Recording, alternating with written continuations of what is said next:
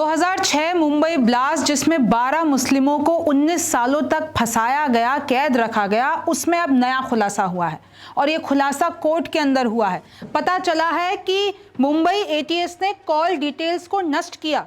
Mumbai blast की ये जो मुंबई एटीएस की कुकर थ्योरी थी वो बकवास निकली। कोर्ट ने खुद ये शब्द कहे हैं। कोर्ट ने एटीएस की धज्जियां उड़ा दी है और आज आपको जानना है कि नए खुलासे और ये डिटेल्स क्या है। नमस्ते, मेरा नाम रिमझिम जेठानी है। आप न्यूज़ 24 देख रहे हैं। अभी तक आपको खबर तो पता ही है कि कैसे मुंबई ब्लास्ट जो कि 2006 में हुआ, उसमें 12 मुस्लिमों को बरी कर दिया गया क्योंकि वो निर्दोष निकले। 19 साल तक उन लोगों ने टेररिस्ट का तमका अपने से चिपकाए लगा क्योंकि जबरन मुंबई एटीएस ने उनको फंसाया। अब देखिए, ये पता चल रहा है और कोर्ट के प्रोसीडिंग्स में ये सामने आया कि मुंबई एटीएस ने CDRS यानी ये जो भी कॉल डिटेल्स होती हैं, रिकॉर्डिंग्स होती हैं, उनको डिलीट कर दिया, उनको सामने ही नहीं आने दिया। कॉल डेटा रिकॉर्ड्स पर भड़का कोर्ट। और इसके पीछे की मैं आपको बता दूं कहानी क्या है। भाई, दावा ये किया गया कि बांद्रा में प्लांटर के घर एक मीटिंग होती है, इन्हीं 12 मुस्लिमों की बात हो रही है, इन्हीं को फंसाया गया। तो दावा ये किया गया मुंबई एटीएस की तरफ से कि बांद्रा में प्लांटर के घर एक मीटिंग हुई, उसने 4 आरोपियों को और बुलाया।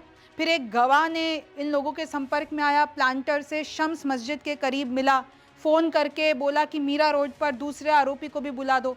तो जब इतनी सारी कॉल रिकॉर्डिंग्स थी तो ईजिली मुंबई एटीएस दिखा देती, कोर्ट में प्रूव कर देती।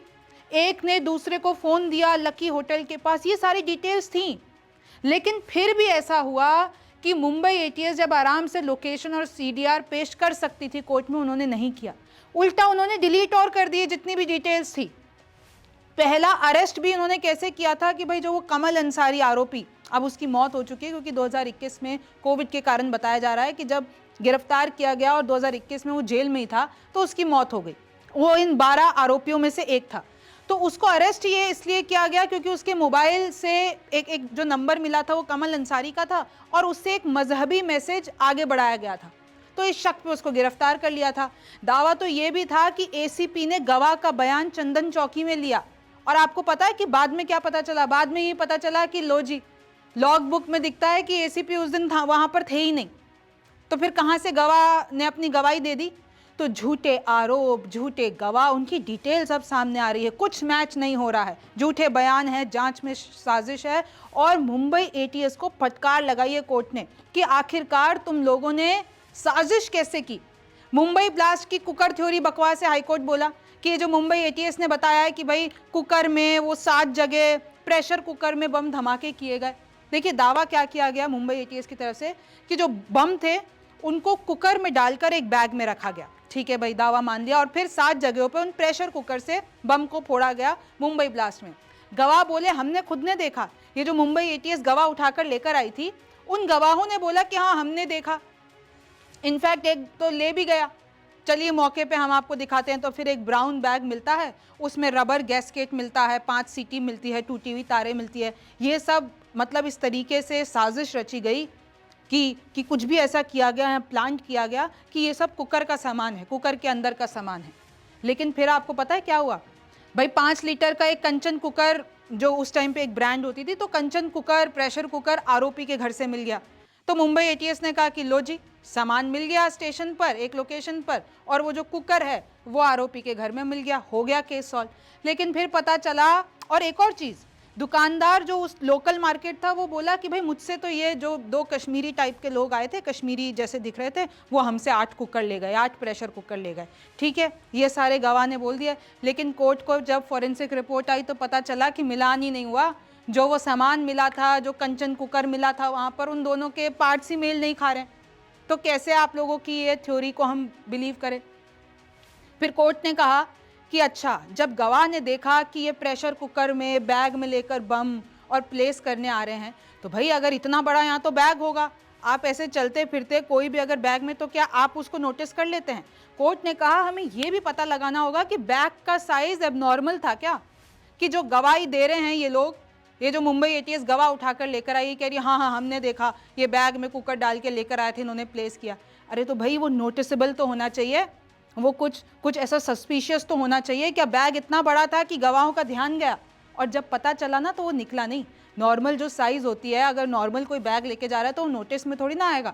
गवाह को टीआईपी के लिए बुलाया तक नहीं गया। आपको पता है ना, टेस्ट इन्वेस्टिगेशन पूरी परेड होती है, पूरा वो बताया जाता है, पूरा जांचा जाता है गवाह को।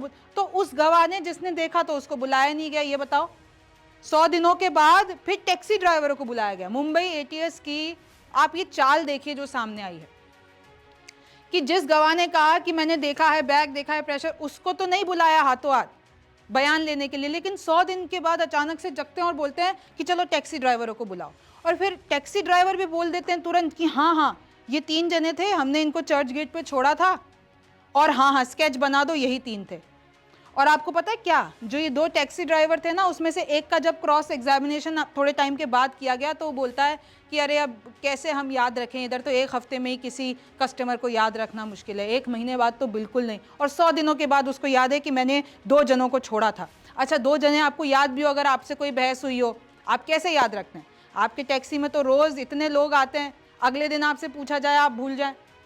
तो आपकी कोई बहस हुई हो, कुछ बार्गेनिंग हुई हो, कुछ खर्चे पे हुआ हो, भाई ऑटो में तो वहाँ पे आपको मुंबई पता है ना, मीटर चलता है, तो कोई बहसबाजी की भी बात नहीं है। कोर्ट में ये सब कुछ डिस्कस हुआ है और उसके बाद बोला गया है कि मुंबई एटीएस की ये थ्योरी बकवास है, इसमें कोई भी हाथ पैर नहीं है। 2006 मालेगांव सीरियल ब्लास्ट, और देखिए ये पहली बार नहीं है मुंबई एटीएस की जो करतूत सामने आई है। एक और मालेगांव सीरियल ब्लास्ट हुआ था, उसमें भी मुंबई एटीएस की साजिश सामने आई थी 2016 में। भाई इन्होंने क्या किया, मुंबई एटीएस वालों ने, मतलब एंटी टेररिज्म स्क्वाड वालों ने 8 मुस्लिमों को पकड़ लिया, 9 मुस्लिमों को पकड़ लिया, और फिर 2006 में एनआईए ने जब जांच उन लोगों से ली और सीबीआई ने जांच की एनआईए, तो फिर उन 8 बेकसूर मुस्लिमों को छोड़ा गया। तो इन लोगों ने ऐसी करतूत पहले भी की है। एटीएस ने बलि का बकरा बना दिया था इन मुस्लिमों को, और ये बात कोर्ट ने कही है, हम नहीं कह रहे हैं, जज ने खुद ने कही है। मैं आपको जज की प्रोसीडिंग्स बता रही हूँ। और ये जो पूरा वाक्य हुआ था, इसमें 6 की मौत हो गई थी, 100 घायल हो गए थे, कई पकड़े गए थे, बहुतों को पकड़ के लेकर आई पुलिस, बहुतों को एटीएस पकड़ के लेकर आई। एनआईए ने 2006 में 6 को तो क्लीन चिट दे दी, और उसमें से एक थी x BJP MP Pragya Thakur, आप जानते होंगे उनको। फिर देखिए उसके बाद कैसे जो ये एमसीओसीए, जो इस वाले 2000 ये जो पूरा मुंबई ब्लास्ट केस हुआ था, उसमें भी एमसीओसीए की प्रोसीडिंग के बाद ही इन 12 मुस्लिमों को दोषी करार दिया गया था। ये वही स्पेशल कोर्ट है जिसने इन 12 मुस्लिमों को, भाई 5 को तो फांसी की सजा दे दी थी और 7 को उम्र कैद दे दी थी, और यही कोर्ट ने चार्जेस जो लगाए थे मालेगांव ब्लास्ट में, एनआईए ने उन्हीं चार्जेस को गिरा दिया था। यानी एटीएस ने जितनी भी कार्रवाई की, एनआईए ने कहा ये सब गलत है। एनआईए का उल्टा दावा यह है कि एटीएस ने आरडीएक्स के ट्रेसेस प्लांट करवाए। लो इधर ये सिर्फ छुपा नहीं रही हैं, ये झूठा एविडेंस प्लांट भी कर रहे हैं, और ये एनआईए का दावा था। आप सोचिए, एटीएस ने 9 मुस्लिम पकड़े और बोला कि इन सब का सिमी से नाता है, टेररिस्ट ऑर्गेनाइजेशन है। सीबीआई के बाद केस एनआईए को गया 2011 में, फिर देखिए सीबीआई ने भी जांच की, एनआईए ने भी जांच की, 2011 में फिर एमसीओसीए ने 9 मुस्लिमों को छोड़ा।